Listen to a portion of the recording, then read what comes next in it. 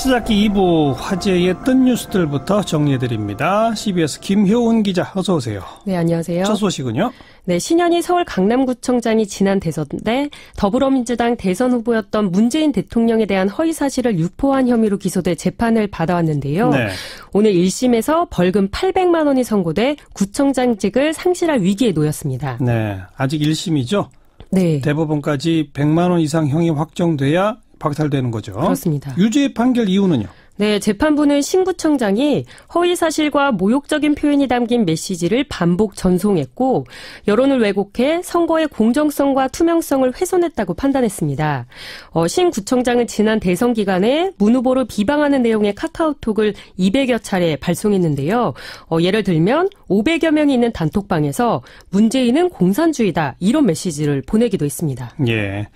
근데 이제서야 1심이 끝났으니까 6월이면 임기가 끝나는데 대법원 판결은 그전에는 내려질 리가 없겠죠. 네. 이와 별도로 신 구청장은 지금 공금 횡령 등의 혐의로 경찰이 구속영장을 신청한 바 있고 검찰이 지금 보안 수사를 지시한 상태니까 그것도 지켜봐야 되겠고요. 자, 네. 다음 소식은요.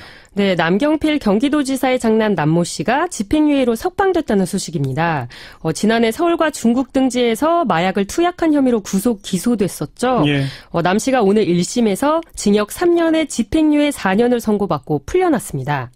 재판부는 유죄를 인정하면서도 남 씨가 범행을 깊이 반성하고 있는 점, 가족들이 재발 방지를 약속했던 점 등을 참작했다 이렇게 밝혔습니다. 마약 관련 뉴스가 또 있던데요. 네, 가수 백지영 씨의 남편이죠. 영화배우 정석원 씨가 해외에서 필로폰을 투약한 혐의로 긴급 체포됐습니다. 경위가 알려진 게 있습니까? 네, 경찰에 따르면 정 씨는 최근 호주 멜버른의 한 클럽 화장실에서 외국인 친구들과 함께 필로폰을 투약했고 어제 저녁에 입국했는데요. 익명의 제보를 받은 경찰이 정 씨를 인천공항에서 체포했다가 주거지가 일정한 점을 감안해 집에 돌려보냈다고 합니다. 예. 네, 그리고 간이 소변 검사에서 마약 양성 반응이 나왔다고 하고요. 정 씨도 투약 사실을 인정한 것으로 알려졌습니다. 네, 다음 소식은요. 네, 문재인 대통령의 아들 준용 씨가 평창 동계올림픽 기념 전시회 특혜 의혹에 대해 사실 무근이라는 입장을 밝혔습니다. 특혜 의혹이 우선 뭡니까? 네, 우선 전시회에 대한 설명부터 드려야 될 것 같은데요. 그 동계올림픽 개최 기간에 맞춰 평창에서 국내외 작가들이 참여하는 미디어 프로젝트라고 있습니다. 예. 여기 참여하는 작가 중 한 명이 문준용 씨고요.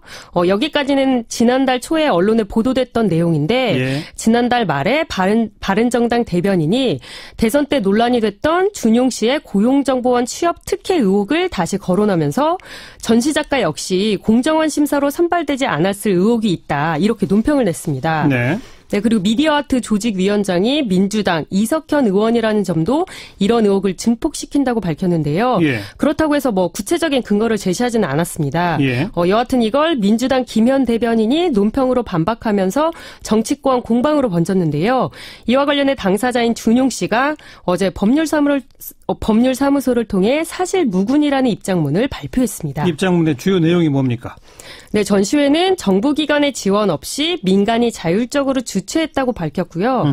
대통령의 아들이라는 이유로 모든 작품 활동이 비방받는다면 오히려 역차별을 받는 것이라고 주장했습니다. 그리고 바른정당 대변인에 대한 사과도 요구했고요. 그리고 SNS에서는 네티즌 간의 갑론을박이 벌어졌는데요. 아버지의 후광 없이 가능했겠느냐 이런 반응이 있는가 하면 준용 씨 실력이 대단하다고 들었다. 국민의 한 사람으로 미안하고 응원한다. 이런 반응도 있었습니다. 네, 다음 소식은요. 네, 평창 올림픽으로 지금 지구촌이 축제 분위기인데요. 최악의 나날이 이어지고 있는 국가가 있습니다. 어디요? 네, 중동 지역에 있는 시리아입니다. 네. 네, 정부군과 반군 간의 내전으로 민간인들이 계속 희생되고 있죠. 그런데 최근 반군이 장악한 시리아 동구타, 영어 표기명이 이스턴 구타인데요. 이곳에서 정부군의 무차별 공습으로 나흘 동안에만 민간인 220여 명이 희생됐다고 외신들이 보도했습니다. 민간인? 예. 네. 당시 현장에 있던 AFP 기자는 포탄이 비처럼 쏟아졌다 이렇게 증언했는데요. 그 안타깝게도 희생자 중에는 어린이 50여 명이 포함됐다고 합니다. 올림픽 기간 중에는 다 휴전해야 되는데 여긴 그것도 안 통하는군요. 안타깝습니다. 수고하셨어요. 네, 감사합니다. 김효은 기자였습니다.